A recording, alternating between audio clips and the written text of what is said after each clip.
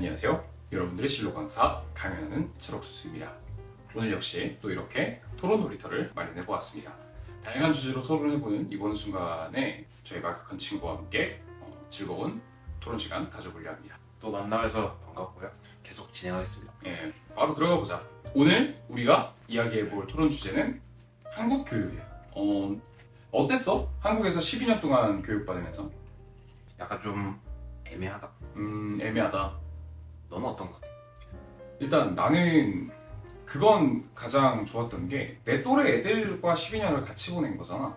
그러니까 뭐 체육대회도 하고 수학여행도 같이 가고 뭐 쉬는 시간 그리고 점심시간 뭐 이런 것들 학교 같이 등교하고 하교하고 난 이런 거는 내 인생에 있어서 정말 가장 아름다웠던 순간이고 추억이라는 딱 그 글자를 들으면 가장 먼저 생각나는 시기가 그 12년 안에 다 있지 않나 이런 생각은 나는 갖고 있어.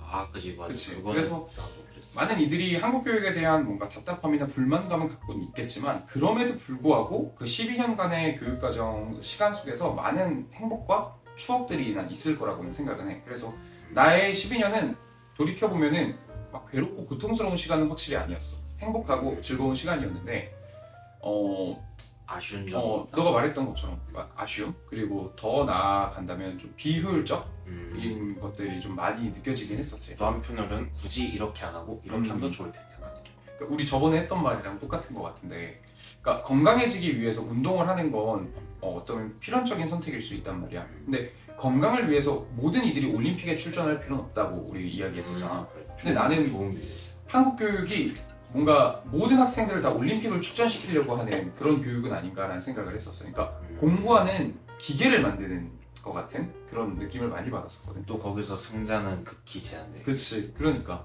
근데 뭔가 지혜와 지식을 탐구하는 것보다는 성적을 쟁취하기 위해서 더 나아가서는 이제 상대방을 제끼고 앞으로 치고 나가기 위해서 하게 되는 뭐랄까 일종의 로마 콜로세움에서의 혈투국, 난투국 같은 것들을 굉장히 비폭력적으로 하지만 그 안에서의 굉장히 좀 이런 그지. 난투국들이 내재되어 있진 않았나 이런 생각은 갖고 사실 있어. 어떻게 보면은 더 폭력적일 수도 있고. 이런 얘기를 한번 해볼까? 한국 교육 12년들을 느끼면서 그러니까 한국 교육에 있어서의 강점과 한국 교육에 있어서의 단점에 대한 이야기를 좀 해보자. 강점이라 음. 일단 가장 간단하게 꼽을 수 있는 거는 지식을 주입하기에는 가장 좋은 교육 구조인 것 같기도 하다. 속전속결. 아무래도 근데 사람이 살아가는데 지식은 필수 불가결적인 요소니까 그래가지고 그런 지식을 쌓는데는 장점인 것 같다. 근데 또 단점이라고 하면은 그게 설령 쓸모가 있는 지식이든 쓸모가 없는 지식이든 그냥 지식이라는 것 자체를 빠르게 습득하는데 좋다라는 그 장점과 단점이 동시에. 이제 외국인 친구들이랑 이야기를 나눠보면은 그런 경우를 종종 느끼기는 해. 원소주기율표 외우고 있는 애들이 몇 안 돼.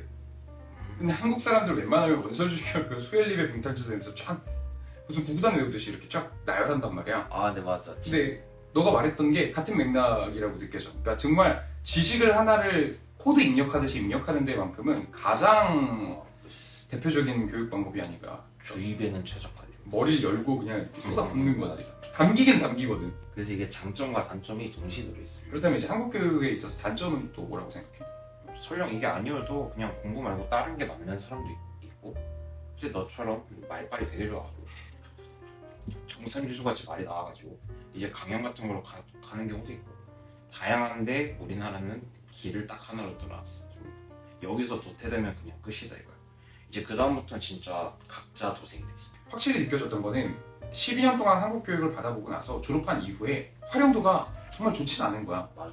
그러니까 적어도 이 아이가 수능이나 내신 성적이 빼어나지 않아서 그래서 자신이 원하는 대학을 못 간다 할지라도 12년 동안 내가 무엇인가를 배웠으면 그걸 통해서 내가 수입을 창출해내거나 취직을 한다거나 뭔가 창업을 한다거나 뭔가 가능한 것이 있어야 되는데 내 생각에는 한국 교육에서 네 말대로 도태되면 끝이라는 거야. 왜 한 그라운드에 사람을 다 몰아넣을 필요가 있냐는 거야. 다양한 그라운드를 만들어 놓으면 되는데 맞아. 양궁 선수, 수영 선수, 투기 선수들을 왜 육상 레일에다 다 때려놓고 100m 달리기를 시키면 당연히 육상 선수가 금운동 메달을 다 차지할 거 아니야. 한국은 다양한 재능을 갖고 있는 아이들을 그냥 공부에다만 때려박아. 그리고 여기서 좋은 성적을 거두지 못하면은 너는 필요 없는 존재다 이거야. 너 말대로 한국 교육에서는 진짜 공부만을 정말 인간의 능력치 중에서 가장 최우선의 능력치로 보는 것 같아요. 네가 생각하는 한국 교육의 장단점에 대해서 듣고 싶은데. 한국 교육의 장점과 같은 경우는 인내력을 기를 수 있다. 이거는 내가 장점이라고 이야기할 수 있을 것 같아. 그치, 습관, 어떤 습관, 맞아. 특정 습관을 기르기엔 좋을 수도 있지. 내가 아무리 좋아하고 사랑하는 분야라고 할지라도 하다 보면 어느 순간 번거롭거나 하기 싫거나 이런 뭔가 그런 반감이 드는 것들이 찾아온단 말이야. 근데 10대 때 그렇게 공부를 지속적으로 하는 습관을 기르다 보면은 성인이 되고 나서 자기가 하기 싫은 것과 맞닥뜨렸을 때 하기 싫으니까 안 하는 게 아니라 하기 싫어도 해야지 하면서 해낼 수 있는 그런 구현력을 나는 기를 수 있어. 실행 능력을 기를 수 있다고 생각해, 한국 교육이. 근데 나는 그거야. 이미 있는 정답을 외워서 그 정답을 시험지에 옮겨 넣는 것보다 자신만의 정답을 찾아가거나 자신만의 생각을 이야기하는 능력도 나는 길러줘야 된다고 보는데, 맞아. 한국 교육은 보면은 이미 정해져 있는 정답을 외우는 데에 급급해. 아무래도 우리나라 학부모님들은 좀 교육열이 좀 센 편이잖아. 정보는 되게 많이 갖고 계신데, 근데 본질적으로 역시 그 시험의 핵심 같은 거는 잘 모르는데도 불구하고 약간 너무 간섭하려 하는 것도 없지 않아 있더라고. 나는 맞는 말인 것 같아. 어떻게 보면 그 입시 설명회에 가거나 자녀들을 위해서 그 대학교에 관련된 정보들을 이렇게 수집하시는 부모님들이 결코 자신의 사를 세우게 아니라 자녀들을 위해서 그러시는 거란 말이야. 자녀들. 근데 그럼에도 불구하고 부모님들께서는 애가 어디 대학을 가고 내 자녀가 몇 점을 받고 이거에는 참 많은 에너지와 이런 집중을 하시는데, 정작 이 아이가 지금 어떤 기분이고 맞아. 이 아이가 뭘 좋아하고 이 아이에게 있어서 어떤 추억들이 있는지는 마냥 그렇게 생각하시는 않는 것 같아요. 왜냐면 맞아. 이 아이의 꿈과 추억과 정서는 성적에 반영되지 않거든요. 맞아. 그러니까 오로지 이 아이가 좋은 성적을 거둬들이면 좋은 대학에 갈 수 있고 그러면은 돈을 많이 벌 수 있으니까 행복할 거야. 근데 맞아. 글쎄, 우리 한번 돌이켜보자. 10대라는 시절이 인생에 있어서 더할 나위 없이 가장 행복한 시절 중에 하나란 말이야. 맞아. 근데 그 시절조차도 괴롭게 보내게 된다면 앞으로 보낼 시간들이 만약 정말 행복하고 더할 나위 없이 풍요롭다면 뭔가 맞바꾼 거겠지? 나의 10대를 내주고 나의 그 이후의 시절들을 거머쥐게 된 거니까. 그러나 가장 최악의 시나리오는 10대도 정말 그렇게 괴롭고 고되게 보낸 이들이 그 이후의 시간들까지도 행복한 시절로 채우지 못했다면 난 그것만큼 참 후회할 것도 없을 거라고 생각을 하는데, 보면 부모님들께서 무작정적으로 10대를 그냥 희생양으로 바쳐라 이거야. 10대의 시절을 네가 희생으로 바친다면 더 나아가서 너의 미래는 아주 윤택한 삶이 기다리고 있을 것이다 라고 말하는데, 글쎄 내 생각에는 성실은 가장 중요하지만 그 성실의 방향성이 잘 잡혀 있어야 그게 보상으로 다가오는 것이지, 아무리 성실했다 하더라도 그 방향이 잘못되어 있으면 그 성실함이 보상으로 다가오는 것이 아니라 난 부상으로 다가올 거라고 본다는 거야. 다친다는 말이야. 성실했으니까 다치지 않을 일은 없어. 아무리 성실하다 하더라도 그 방향이 잘못됐으면 다칠 수 있는데, 많은 이들이 무작정 그냥 대학만 보내려고 그래. 그래서 대학을 통해서 성공을 거둬줄 수 있는 보장이 확실하게 되어 있다면 노력할 만 해보겠지. 투자할 볼만 하겠지. 나의 10대를 바쳐서라도 내가 성공할 수 있고 행복해질 수만 있다면. 근데 과연 나의 10대를 그 바치는 만큼의 그 성공과 행복이 보장되어 있는 그라운드에서 내 10대를 진짜 바치고 있느냐라는 생각은 우리가 해볼 수 있다고 나는 생각하거든. 내가 초중고 강연을 다니면서 느끼는 건데, 나 애가 학생들하고 짧게 시간을 보내면 1시간, 그리고 좀 길게 보내게 되면 하루 정도의 시간을 함께 보낸단 말이야. 근데 참 아쉬운 건 이 아이들한테 오늘 1시간 안에, 오늘 하루 안에 빨리 꿈을 정해 라고 말할 수는 없어. 그러니까 앞으로 이 아이들이 내가 뭘 좋아하는지, 뭘 잘할 수 있는지, 그리고 많은 칭찬을 받아보면서 자신감을 얻어서 목표를 정하고 그걸 쟁취해내는 과정이 필요한데, 나는 이걸 누가 해줘야 되냐고 생각을 한다면 나와 같은 진로 강사의 역할, 그리고 학교의 선생님들도 있지만 부모님의 역할이 난 가장 크다고 봐. 왜냐면 절대적으로 가장 많은 자녀와 시간을 보내는 이는 부모님이란 말이야. 난 부모님들께서 자녀분들의 성적에 그만큼 집착하거나 뭔가 많은 에너지를 쓰시는 것보다 내 자녀가 뭘 좋아할 수 있는지, 이 아이의 정서와 이 아이가 진로를 찾아가고 많은 좀 칭찬을 해주었으면 좋겠어. 부모님들이 자녀분들한테 칭찬을 많이 안 하는 경우들도 많아. 잘해야 칭찬을 하지라고 하는데, 잘하는 걸 칭찬하는 건 누구나 해. 근데 그 아이가 지금 잘하고 있는 걸 찾아내서 칭찬하는 거는 거기서부터는 노력과 실력이란 말이야. 그래서 잘못하고 있는 걸 칭찬하는 건 잘못된 거야. 그거는 아이들에게 있어서 악영향을 끼칠 거라고 봐. 하지만 이 아이조차도 자신이 지금 잘하고 있는지조차 모르는 것을 찾아내서 그 아이에게 칭찬해주고 자신감을 돋궈주고 할 수 있다는 능력을 계속 키워줘서 이 아이가 불가능한 것을 가능케 만드는 것이 그때부터가 이제 이 아이의 역량이 될 텐데, 그걸 나는 진로 강사인 나, 그리고 지금 교단의 선생님들 역시도 제 역할을 갖고 계시겠지만 부모님들 역시 그 역할이 굉장히 필요하실 텐데, 부모님들께서는 말하는 대로 입시 설명회라든지 아이들의 이런 뭔가 대학이나 성적에는 굉장히 많은 영향을 펼치시는데, 정작 아이들의 정서와 이 진로 성향에는 과연 어떤 영향을 좀 펼쳐주고 계신가, 이런 생각을. 물론 뭐 훌륭하신 부모님들이 너무나도 많이 계시지만 그러니까 잘하는 걸 칭찬하는 건 쉬운데 잘하는 걸 찾아서 칭찬하는 거 어렵다고. 그거를 얘기를 한 게, 입시나 이런 거는 되게 단순하잖아. 뭔가 주변에서 그렇게 하는 게 맞다고 하니까 이렇게 하는 게 자식을 위한 거다라고 좀 너무 잔인하게 들릴 수도 있지만, 너무 쉽게 하려고 그래서 그렇게 된 것도 있지 않을까. 아무래도 애들 다가가는 게 쉬운 건 아니죠. 근데 부모님은 어려워도 결국 자식한테 그렇게까지 해주는 게 나는 맞다고 생각을 하는데, 좀 아쉽다. 노력을 좀만 더 했으면 좋겠다. 맞아. 그러니까 부모님들께서 자신의 생각을 자녀에게 주입시키려고 하시는 건 참 많은데, 자녀의 생각을 들으려고 하시는 거는 참 좀 더 이렇게 그런 사례들이 좀 많아졌으면 좋겠다는 생각은 해. 뭐 내가 함부로 뭐 가타부타 감나라 배나라 할 건 아니지만, 그래도 아이들에게 막 생각을 주입하는 것보단 아이들이 직접 생각하게 하고 직접 결론 내리게 해서 그거를 부모님들과 자유롭게 토론하고 막 자기를 표현할 수 있는 가정 환경이 오히려 아이들이 더 자신의 가능성을 계속해서 키워나가고 오히려 더 능력을 길러나가는 데 있어서는 더 이점이 있지 않은가라는 게 나의 생각이었어. 학교에서 가르치면 좋을 것 같은 것들을 한번 이야기를 해보자. 내가 먼저 얘기하면, 나는 학교에서 운전을 좀 가르쳐줬으면 좋겠어. 대부분 한국 사람들이 대부분 다 학원을 통해서 운전면허증을 따잖아. 남발을 대고 있다는 생각도 들어. 뭔가 유튜브 영상들을 보면은 어떻게 저런 사람이 면허증을 갖고 있지? 하는 경우들을 많이 만나본단 말이야. 내가 느끼는 건 학교에서부터 이런 도로교통법들이나 최소한의 이런 아이들에게 있어서 이런 운전하는 방법들을 알려주게 된다면, 한편으로는 앞으로 교통사고율이 굉장히 줄어들지 않을까라는 게 나의 학교에서 가르쳐줬으면 좋겠는 첫 번째였어. 두 번째로, 학교에서 배우면 좋을 것들 또 뭐가 있을까? 좀 나는 보편적으로 경제교육을 시켰으면 하는 게 있었으면 좋겠다. 막 시사에 보면 경제가 많이 나오잖아. 막 금리라든가 아니면 뭐 통화량이라든가 환율이라든가, 좀 그런 것도 막 하는 게 아니라 그냥 서서히 약간 부드럽게 자연스럽게 가르치는 그렇지. 거. 근데 이게 상당히 중요하거든. 아이들이 볼 때 그래도 내가 알고 안 하는 것과 몰라서 안 하는 건 완전히 다르다고 봐. 그래서 난 모든 사람들이 주식을 해야 된다고 생각하지는 않아. 그래도 주식을 해서 수익을 벌어들일 수 있는 아이와 복리를 취할 수 있는 사람들이 그런 시장조차를 몰라서 고된 노동을 통해서만 돈을 벌어들이는 건, 난 한편으로는 좀 더 뭔가 개선될 수 있는 부분이 있을 거라고 봐. 물론 노동을 통해서 돈을 벌어들이는 것이 결코 잘못된 것이 아닐 거야. 값진 노동을 통해서 벌어들이는 돈만큼 또 귀한 것은 없을 테니까.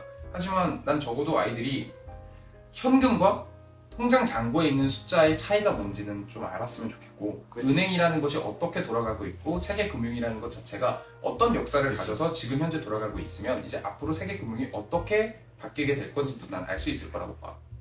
그래서 난 경제라는 거, 진짜 적극 공감한다. 정말 꼭 필요한 나는 교육이라고 생각해. 단순히 지식 주입이 아니라 이제 경제에 대한 이제 시각을 넓힐 수도 있고, 돈이란 무엇인가를 더 정확하게 알 수 있고, 그럼 이제 더 이제 고차원 쪽으로 가면은 이제 돈 관리에도 어느 정도, 왜 막 보면은 돈을 막 펑펑 쓰는 그런 거 많잖아. 약간 그런 돈에 대한 생각도 좀 더 깊게 할 수 있을 거고. 근데 네가 아까 그랬잖아. 몰라서 하는 것과 알아도 안 하는 것. 그게 왜 기존에는 솔직히 알 사람 알고 모르는 사람 솔직히 좀 약간 불리한 위치에서 시작을 하는데, 그런 교육 받으면은 모두가 뭐 완전히 똑같진 못해도 어느 정도 비슷한 선에서는 출발할 수 있으니까 이제 그런 발판을 마련해 줄 수 있지 않을까. 그러니까 우리 둘 다 지금 주식을 다 하고 있잖아. 근데 내가 느끼는 건, 나는 지난 시절 고등학교를 갓 졸업할 때까지만 하더라도 나는 주식을 도박과 같은 경기에 놓고 생각을 했었어. 주식이라는 것에 대해서 단 한 번도 배워본 적도 없으면서 그냥 주식을 통해서 돈을 잃었던 사람들만 보고 나니까 주식은 도박이야 라고 생각을 했던 거야. 근데 내가 공부를 해보고 나니까, 그렇다고 해서 내가 뭐 이거 한국 주식업계와 전 세계의 뭐 주식시장을 내가 뭐 손바닥 내려보듯이 보는 사람은 아니지. 나도 정말 아주 일개개미에 불과하지만, 그럼에도 불구하고 주식이라는 걸 통해서 수입을 벌어들이고, 주식이라는 걸 통해서 내가 지금 복리를 취하고 있는 이로써, 그러니까 조금이라도 배우면 이것을 통해서 내가 얻을 수 있는 것은 얻고 또 위험하다고 느끼는 것은 또 멀리할 수 있단 말이야. 많은 이들이 좀 알았으면 좋겠어. 이 주식이라는 걸 통해서도 돈을 벌어들일 수 있고, 그리고 또 앞으로 경제 위기들이나 또 아니면 경제 부흥들이 분명 찾아오게 될 텐데, 그때에 내가 금융 시스템과 경제 시스템에 대한 이해도가 있다면 위기는 극복해 나갈 수 있고 기회는 잡을 수 있단 말이야. 근데 많은 이들이 그냥 돈은 모아두기만 하면 된다라는 생각을 많이 하고 있어. 근데 현금의 가치는 계속해서 떨어지잖아. 맞아. 우리와 같은 서민이면 서민일수록 더욱더 금융과 뭔가 복리를 더 공부를 해야 될 텐데, 많은 이들이 그냥 막연히 그냥 돈을 모으는 것에서만 급급한 것은 아닐까라는 생각을 해봤어. 아까 얘기했던 것처럼 모두가 똑같을 수는 없어도 모두가 그래도 비슷한 선에서 시작할 수도 있고. 아, 너무 좋은 이야기였다고 봐. 나는 세 번째로 들고 싶은 거는 바로 부모야. 그러니까 좋은 부모가 되는 방법을 난 학교에서 가르쳐줬으면 좋겠어. 그래서 그거를 꼭 남학생들에게는 아버지가 되는 방법, 여학생들에게는 어머니가 되는 방법만 가르치는 게 아니라 남녀 학생들이 같은 교실에서 좋은 아버지란 무엇인가, 좋은 어머니란 무엇인가를 좀 배우는 거야 우리가. 그래서 남학생들은 나중에 내 배우자를 찾을 때 배웠던 것들을 기반으로서 저 사람이 나의 좋은 아내가 되고 나의 자녀의 좋은 어머니가 될 수 있는지를 살펴볼 수 있게끔. 반대로 여학생들은 남학생들을 보면서 저 사람이 나의 좋은 남편과 좋은 아버지가 될 수 있는 성향을 갖고 있는 이인지를 우리가 감정적으로가 아니라 이성적으로도 한 번쯤 판단해 볼 수 있게끔. 내가 성인이 되고 나서 이제 아버지가 나한테 했던 말이, 아들아 나는 좀 배웠으면 좋겠어 라고 하시는 거야. 그게 무슨 말인지를 들어봤더니만, 처음으로 내가 결혼을 해봐서 처음으로 내가 자식을 낳아봤을 때 사실 내가 보니까 아버지로서 내가 도대체 뭘 어떻게 해야 될지를 모르겠고 막막했다라고 하시더라고. 이제 둘째 딸을 길러보고 나니까 이제서야 좀 알겠더라 싶다는 거야. 근데 그러고 나니까 나한테 좀 미안했을 때, 그러니까 너를 통해서 시행착오를 겪고 이제 둘째 딸에서 이제 더 나은 훈육법, 더 나은 양육법들을 이제 구현해냈을 때 한편으로는 이제 나한테 좀 미안함을 느끼셨다는 거야. 그래서 만약에 내가 좀 어디 가서 좋은 아버지가 되는 방법을 좀 배웠더라면 너한테 있어서도 딸한테 해줬던 것처럼, 막내한테 해줬던 것처럼 좀 더 잘해줄 수 있었을 텐데 하면서 너한테 참 미안하고 아쉽다라는 말씀을 하시는 거예요. 아버지가 또 그렇게 말씀을 해주시니 한편으로는 감사하고도 또 죄송한 마음도 나도 들더라고. 근데 느낀 건데, 나도 좀 배워야겠다라는 생각이 드는 거야. 좋은 아버지가 되기 위해서, 좋은 부모가 되기 위해서는 배워야 될 텐데, 그거를 나는 학교에서부터 나는 배우는 것이 중요하다고 생각을 해. 이건 어떻게 보면 평생의 숙제잖아. 좋은 사람이 되고 좋은 배우자가 되고 좋은 부모가 되는 것은 평생의 숙제라고 보는데, 나는 이 한국 사회에서, 한국에서 살아가면서 좋은 부모가 되는 방법을 10대 때 학교에서 충분히 배웠다며, 그리고 그거를 단지 그냥 한 학년에 한 학기에 잠깐 배우고 넘어가는 게 아니라 12년간 교육 과정에 이게 주기적으로 있는 거야. 우린 수학을 입학해서 졸업할 때까지 배우잖아. 그래서 나는 앞서 말한 이 경제랑 좋은 부모가 되는 방법은 입학해서 졸업할 때까지 12년 동안 난 배워야 된다고. 저는 개인적으로 철학을 나는 꼭 배웠으면 좋겠다. 사람마다 생각하는 게 다르다는 거를 철학에서 많이 볼 수 있지. 누군 이렇게 생각을 했는데 누군 또 이렇게 생각을 한다. 또 아니다, 나는 그렇게 생각하지 않는다. 보통 철학에 보면 진짜 좀 한편은 약간 말장난을 일종이긴 한데, 그렇기 때문에 나는 철학을 배워야 될 것 같다니까. 왜냐면은 왜 사람이 살아가면서 생각을 하잖아. 근데 너무 자기 생각에만 몰두하면 그건 좀 솔직히 위험하단 말이지. 아까 얘기했던 조화, 생각의 조화를 위해서는 철학을 배웠으면 좋겠다. 그냥 시험이 목적으로 하는 철학 말고 순수하게 철학이 그치. 아니고 진득하게 탐구해보는 시간에 그래 필요하겠다라는 게. 너가 이제 철학까지 이야기를 해줬고, 나는 다음으로는 정치라고 생각을 해. 근데 이게 좀 예민할 것 같은데, 내 생각에는 막 아이들한테 벌써부터 막 보수적인 성향과 진보적인 성향을 막 이렇게 주입하자는 게 아니야. 무슨 얘기를 하냐면, 좀 사상적인. 그러니까 나는 법이라는 걸 아이들이 좀 알았으면 좋겠어. 맞아. 법이라는 것이 어떻게 결정되는 건지, 재판이라는 것이 어떻게 이루어지고, 변호사는 뭐고, 판사는 뭐고, 검사는 뭔지는 아이들이 좀 알았으면 좋겠고, 그리고 가장 중요한 게 살면서 의외로 자기가 고소를 할 일도 생기고 고소를 당할 일도 생겨. 그럼 그때 내가 어떻게 해야 하는지는 알아야 된다고 봐. 내가 억울한 일이 생겨서 누군가를 고소해야 된다면 그 고소하는 방식을 좀 알아야 될 거고, 내가 억울하게 지은 죄가 없는데도 불구하고 누군가에게 고소를 당했어. 그럴 땐 어떻게 대처해야 되는지를 내가 알아야 된다고 보는데, 그러려면 그거에 이 정치라는 것 자체가 더 나아가서 이제 법률이라는 개념도 같이 가게 될 거야. 그러니까 나는 정치와 법률을 아이들이 알 필요가 있다. 살면서 고소를 할 일이 생기더라도 고소를 도대체 뭘 어떻게 해야 되는지 모르는 거야. 맞아. 고소 그거 어떻게 하는 거야? 모르겠어. 네이버에 검색해봐. 고소하는 방법. 난 너무 아쉬운 거야. 12년간을 학교를 배웠는데 적어도 내가 이 나라에서 법이 어떻게 돌아가는지, 그걸 내가 어떻게 활용할 수 있는지는 알아야 된다고 보거든. 아주 격하게 동의하는 거야. 그래서 생활 스포츠를 좀 필수적으로 보편화했으면 좋겠다. 또 이제 자유시간을 줘도 아까 얘기했던 거랑 똑같은 게 축구를 했으면 축구를 해, 농구를 했으면 농구를 해. 근데 문제는 이제 아무것도 안 하면 진짜 보통 벤치에 앉아있고 그치. 이거는 개인적으로 좀 약간 아니, 아쉽다. 그래서 이런 스포츠 더 나아가서는 나는 헬스 트레이닝까지도 같이 웨이트 근력 운동을 헬스 그렇지, 트레이닝도 그렇지. 같이 했으면 좋겠어. 그래서 우리가 항상 이야기하는 거 있잖아. 너와 나도 이제 앞으로 운동이 참 많이 필요한 사람들 중에 하나지만 그럼에도 불구하고 우리는 지금 우리 몸을 정당화하지 않잖아. 이 몸도 충분해라고 아니고 우리가 생각하는 거는 건강한 몸은 체지방률과 근육량이 아주 조화를 이루는 몸이 아주 건강한 몸이라고 우리가 같이 생각을 하잖아. 그렇지. 근데 보면은 학생들 중에서 거북목들이나 아니면 정말 허리가 많이 측만되어 있는 학생들을 많이 만나보잖아. 요즘 점점 더 문제라 그러잖아. 이런 생활 스포츠나 헬스를 통해서 학생들이 좀 뭔가 건강한 육체를 기를 수 있으면 좋겠어. 혈기왕성하고 참 뭔가 유연했던 그 시기에 운동을 좀 미리미리 해두면은 나중에서라도 운동을 하기에 더 용이할 거라고 보고 정말 저체중인 학생들은 근력량을 좀 키우고 체지방률을 좀 늘릴 수 있는 운동을 그리고 과체중인 학생들은 이제 체지방률을 좀 줄일 수 있는 그런 스포츠 활동 등을 통해서 다들 건강한 몸을 갖고 20살에 진입하게 된다면 한국 비만율도 좀 줄어들 거라고 보고 그치. 한국에서 또 너무 심한 저체중들도 줄어들지 않을까라는 생각을 갖고 있어. 그리고 스포츠는 내가 개인적으로 느끼기에는 스포츠가 성취감을 느끼기에는 가장 쉬운 것 중 하나. 그치. 나는 여기에 정신의학을 넣고 싶어. 이거는 어. 상당히 중요해. 정신의학을 같이 넣어서 여기에서 정신과를 내가 이야기를 꼭 해야 될 것 같은데 나는 학생들이 신체 검사를 하고 그러니까 건강 검진을 받잖아. 그치? 난 우리 학생들이 그 건강 검진 안에 심리 상담이 꼭 들어갔으면 좋겠어. 정신의학적 심리 상담. 정신과 선생님한테 심리 상담을 받을 수 있는 게 신체 검사 안에 들어. 왜냐면 신체에서도 이 정신도 나는 포함이 되어 있다고 보거든. 그러니까 맞아.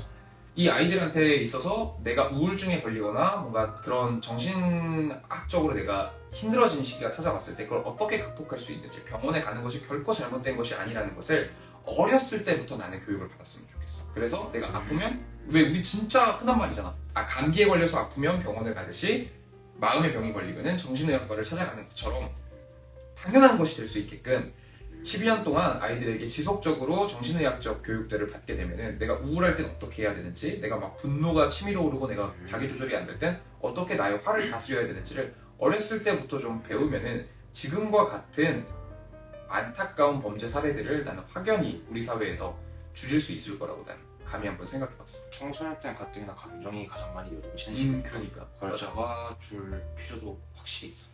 꼭 얘기하고 싶은데 나는 성교육을 이야기하고 싶어.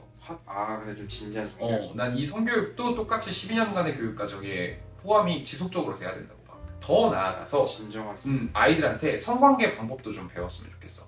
어떻게 해야 남성을 성적으로 자극할 수 있고 여성을 성적으로 자극할 수 있는지도 나는 배울 필요가 있다고 보는데 이 성관계 교육을 통해서 단지 그냥 그런 뭔가 성폭력 예방들이나 아니면 2차 성징들의 그런 신체적 그런 변화들을 그냥 배우는 것에서 그치는 것이 아니라 더 나아가서는 어떻게 하면은 여성에게 있어서 오르가즘을 느끼게 하고 남성에게 있어서 오르가즘을 느끼게 할 수 있는지도 배워보고 다양한 그런 성관계 체계들도 알아보고 이런 시간들이 난 필요할 거라고 봐. 왜냐면 잘못된 성관계들이나 위험한 성관계들을 통해서 성병을 얻게 되거나 더 나아가서는 신체적으로서 이런 뭔가 부상을 당하는 경우들도 난 참 많이 사례들을 보거든. 내 생각에는 아직까지도 한국 사회에는 성인이 되고 나서 성관계를 갖는 경우가 난 절대적 다수라고 생각을 해. 그래서 10대 때 성관계를 갖는 시기보다는 성인이 되고 나서 성관계를 갖는 이들이 훨씬 더 많은데 그들이 대부분 그 성관계의 체위나 방법들 그런 과정들을 어디서 배우냐고 보면 대부분 다 포르노에서 배우거든. 그러니까 그걸 좋고 나쁨을 떠나기 이전에서 적어도 내가 나는 저런 체위, 저런 성관계 방법이 나랑 성향에 맞겠다 라는 것도 내가 알아갔고 내 성적 취향이 어떤지도 내가 알아가 봐야 되는데 그거를 나는 건강한 성교육을 통해서 유쾌하고 유익한 성교육을 통해서 내가 배웠으면 좋겠는데 많은 이들이 그걸 포르노만 접하다가 그 포르노에서 배웠던 거를 그대로 따라한단 말이야. 포르노는 연출된 것들이잖아. 각본이 다 배우들과 제작진들이 만들어낸 연출인데 그것을 마치 현실 세계에서 구현하려고 했을 때 결코 구현되지 않는 것들도 너무나도 많단 말이야. 근데 많은 이들이 그거를 그냥 구현하려고 하다 보니까 너무 무리하게 그 체위를 따라하거나 그런 연출들을 따라하다 보면은 정말 부상을 느끼고 더 나아가서는 질병을 얻게 되는 경우들도 너무나도 많다는 거지. 아이들에게 무조건적인 성관계를 장려하는 것은 논쟁의 여지가 있겠으나 적어도 언젠가는 이들이 성관계를 이행해야 한다면 그 성관계를 안전하고도 즐겁게 할 수 있도록 이런 성교육이 보다 좀 더 실용화 있는 성교육을 했으면 좋겠어. 그래서 학생들에게 건강하고 안전하고 즐거운 성관계에 대해서 어렸을 때부터 좀 알 수 있게 해주고, 그리고 확실하게 피임을 왜 해야 하는지도 하기 싫은데 귀찮은데 억지로 해야 되는 것 말고 정말 나에게 도움을 주는 것이라는 인식을 어렸을 때부터, 그러니까 협박이 아니라 이해와 공감으로써 임신을 막기 위한 수단이 아니라 성병을 막기 위해서도 피임이 꼭 필요하다는 것. 아 진짜 피임 꼭 하고 싶다, 피임 꼭 해야겠다라고 느끼게끔 잘 전달이 됐으면 하는 마음이 나의 생각이에요. 그러니까 성관계만을 배우는 것이 아니라 성교육 시간에 나는 정말 꼭 이 연애와 사랑에 대해서, 그래서 내가 여자친구에게 남자친구에게 뭔가 갈등을 겪었을 때 어떻게 대처해야 하는지, 서로 싸웠을 때 어떻게 사과하는 것이 좋은 이상적인 화해 방법인 것이지, 아이들이 좀 10대 때 많은 연애도 좀 해보고 좀 이성과도 데이트도 좀 해보고, 또 때로는 고백을 해봐서 차이 보기도 하고, 때로는 또 가슴 아픈 이별도 좀 해보고, 그래야 성인이 되고 나서 경험치였어요. 더 좋은 연애 대상자도 찾고 배우자도 찾아서 결혼도 하고 출산율도 올라가고 그러지 않을까라는 생각을 갖고 있습니다. 나도 그 생각은 하거든. 연애를 청소년 때 해보는 것이 그게 가장 좋다고 생각합니다. 청소년 때 연애해보는 거 나는 뭐 반쯤 필수라고 생각을 하는데. 맞아. 그리고 학생들에게 꼭 해주고 싶은 말은, 학생일 때 학생과 연애하는 게 난 제일 최고라고 생각해. 맞아. 제발 학생 때 성인들하고 연애 안 했으면 좋겠어. 멋있어 보이더라도, 그들이 성인이 멋있어 보이더라도 그 성인이라는 그라운드에서 그들은 도태된 이들이거든. 그렇잖아. 동년배에서 만날 이성이 없기에 성인이 미성년자를 만나는 거란 말이야.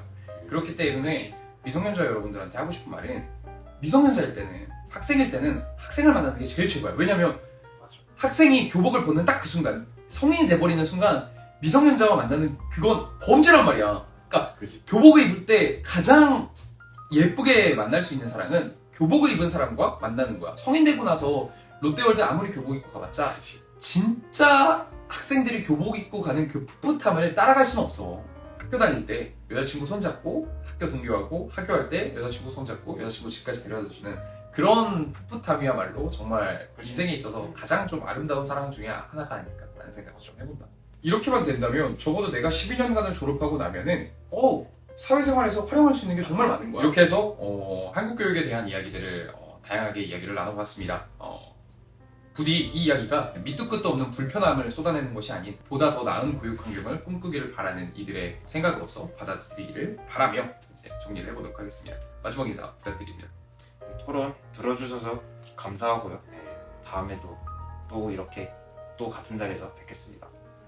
네, 감사합니다. 그럼 지금 이 순간까지 여러분들의 진로 강사 강연은 찰옥수수 친구였습니다. 감사합니다.